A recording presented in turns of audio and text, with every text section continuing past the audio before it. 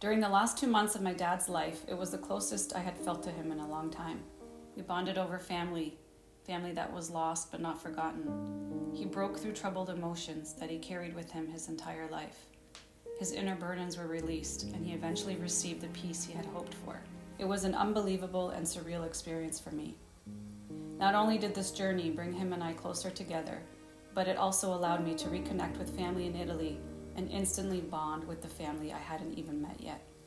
I learned a lot about Dad at that time. Even at his death, he was a family man. He managed to unite and connect families from across the seas. He was an extraordinary man living as an ordinary one.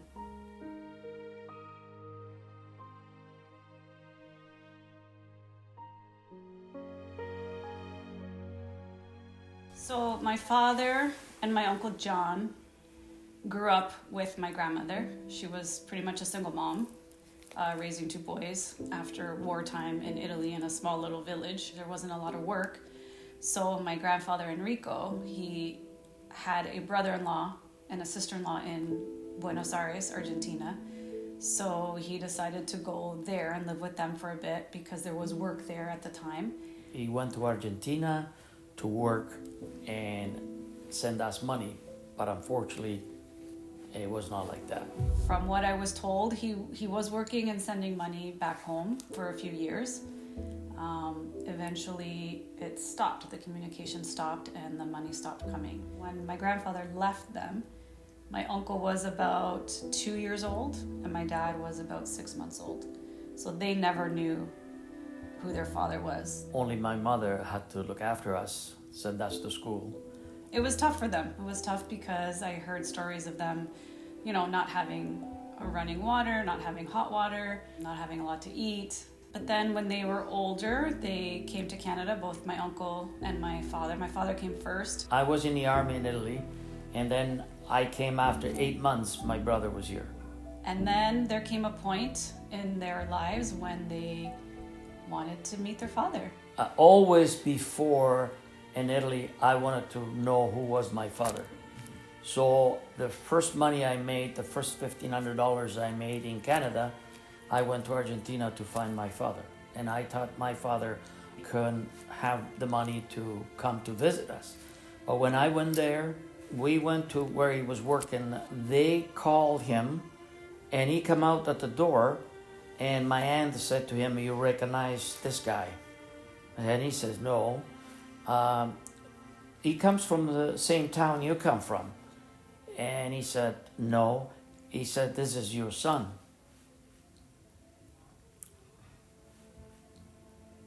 Anyway, it was a little tough for him and for me, but I was happy I seen him there. So after I stayed with him for a few days, my aunt from Argentina told me they had another family.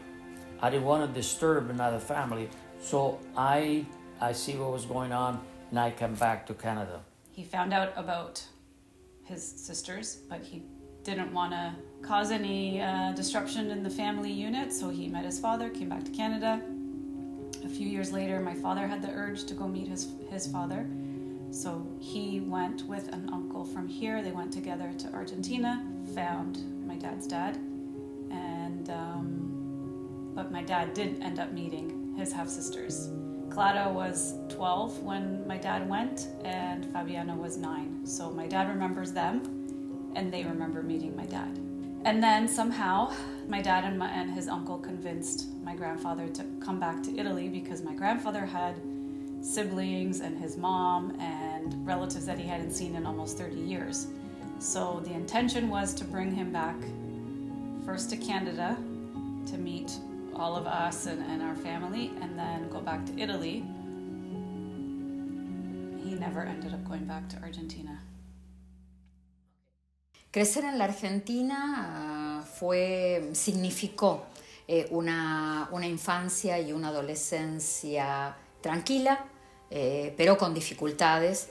Una familia donde había hijas que no tuvieron a su padre al lado en todo ese desarrollo hasta convertirnos en personas adultas. Si sabía que mi papá tenía otra familia en Italia, sí, así que lo sé desde que tengo 10 años de edad. Sí, siempre tuve conocimiento que mi papá había tenido un matrimonio anterior y que de ese matrimonio habían nacido 2 hijos, John y Marina. Cuando Rico decidió partir de Argentina, yo tenía 12 años.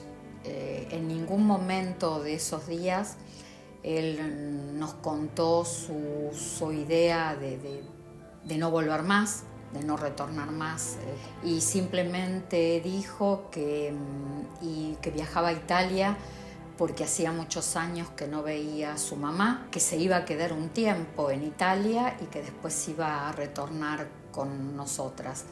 No sé si la fuerza de la sangre, siempre tuve la sensación en ese momento que no lo iba a volver a ver nunca más, y así fue.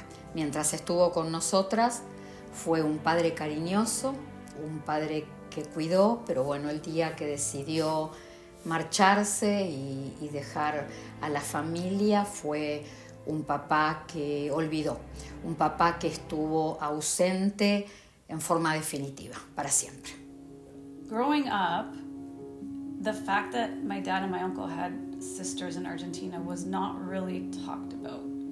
I think part of the reason it wasn't talked about was maybe they were embarrassed about what my grandfather had done, that he had abandoned my dad and my uncle when they were babies, and then he eventually ended up abandoning his daughters in Argentina when they were older. My dad carried a lot of guilt because he feels like he took their father away from these girls. Those girls, they did know their father, and they should have been reunited with their father, so he carried a lot of that guilt. When my father was an infant in Italy, apparently he was born with rheumatic fever, and rheumatic fever can affect your heart. So early 2021, he was in and out of hospitals to try to figure out what was going on, if the heart was failing, if the defibrillator needed an update. So he had been in the hospital for, I'm gonna say, about 6 weeks. So I was there with him one day. He was in ICU. We were just sitting there talking, and I was just trying to keep his spirits up and trying to just, keep the conversation going. And out of the blue, I just said, hey, Dad, do you ever think about your sisters in Argentina? And his face changed, and he just said, yeah, I do. And I've been thinking about them for many, many years. And he said, I've always wanted to find them. I just never did. And he looked at me and he said,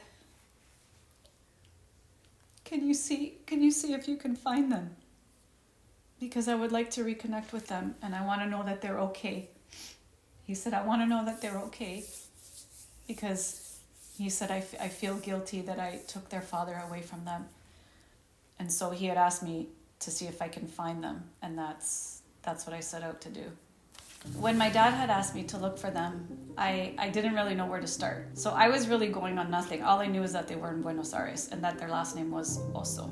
My dad and my uncle have a cousin in Italy named Giovanni. And a few years before, on Facebook, he had started this group called Tutti gli Osso nel Mondo, which means all the ossos of the world.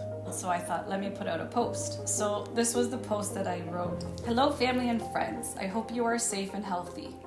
I'm writing because I need help locating a few people. I'm searching for Clara and Cecilia. So I thought the other sister's name was Cecilia. Or their children or grandchildren. They may be in Buenos Aires, Argentina, or nearby. They are the half-siblings of my father Marino and my uncle Giovanni, sharing the same father, Enrico Osso from Italy. I am searching because my father is very ill, and he has spoken of them recently. He wants to know that they are okay and may want to contact them if they are willing. Any information or direction anyone can provide would be immensely appreciated. Thank you so much. The only response I got from that post was from Giovanni in Italy. And he made it a mission to help me find them as well. He said, He had a friend in Buenos Aires who was going to try to locate them. So he had little bits of information about where they lived and possibly where they were. So he ended up contacting a friend of his in Buenos Aires who coincidentally also has the last name also, but we're not related to this guy. And he was the one to eventually find Clara and Fabiana.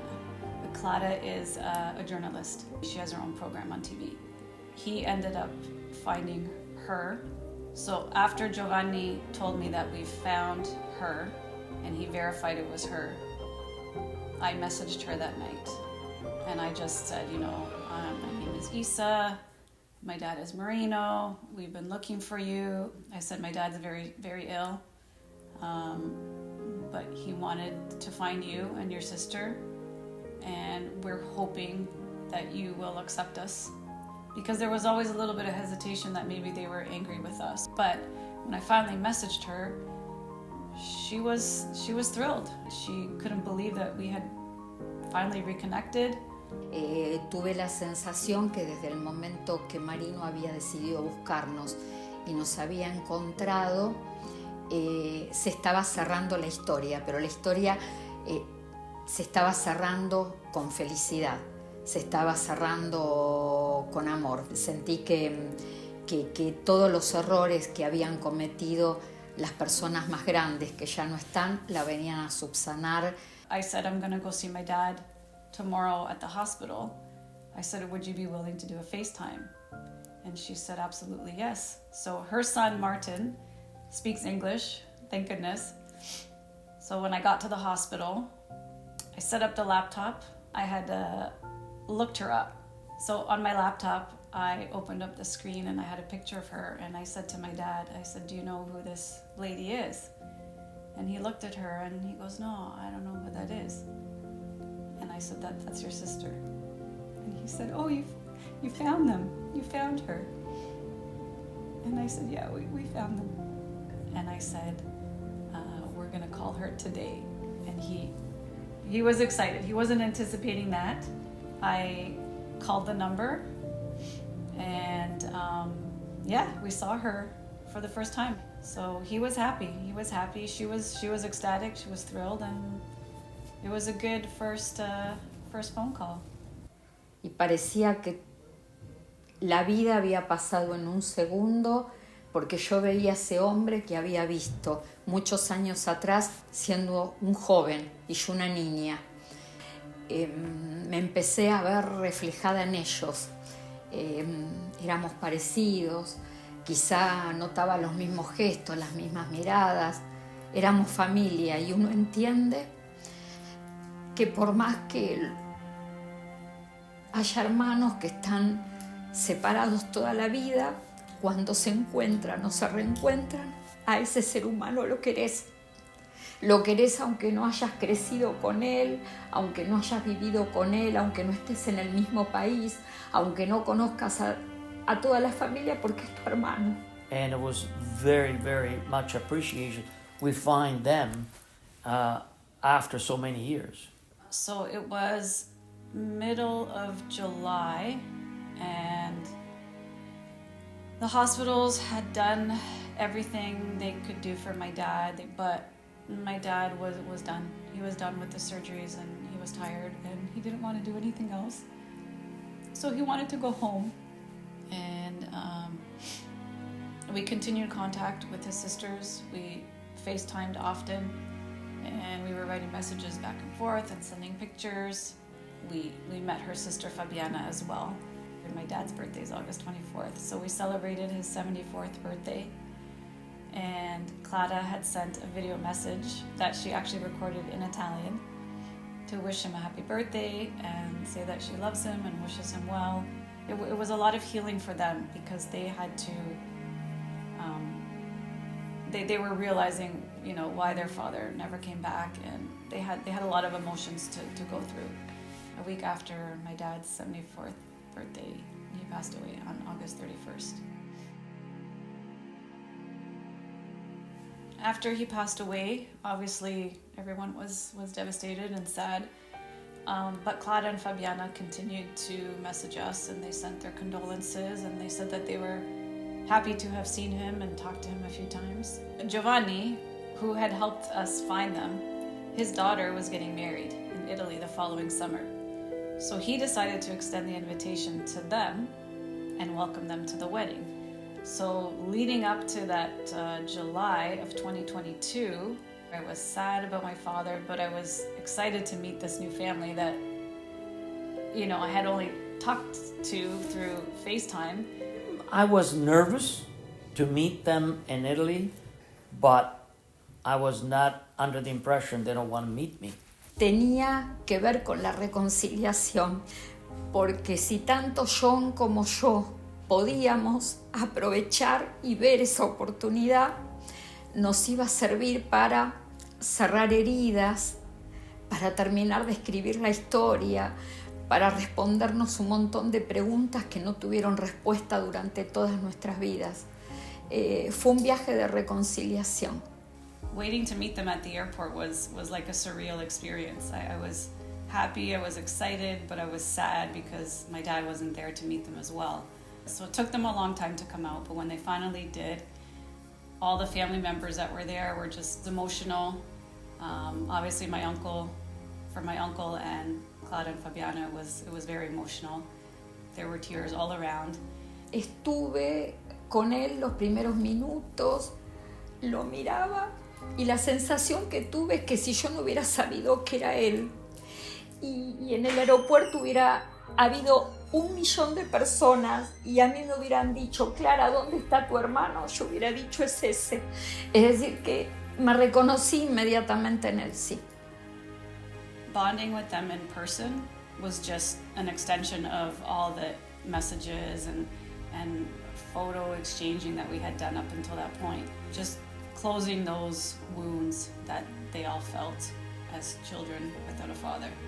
Me sentí incluida desde el primer momento, me sentí querida desde el primer momento y sentí que la vida, de alguna manera, el destino, me estaba dando todo lo que a mí me había faltado toda mi vida, en la niñez, en la adolescencia, eso de no tener familia, de no tener padre, de saber que tenés 2 hermanos, pero que pasa la vida y nunca pudiste ponerles un rostro a tus hermanos.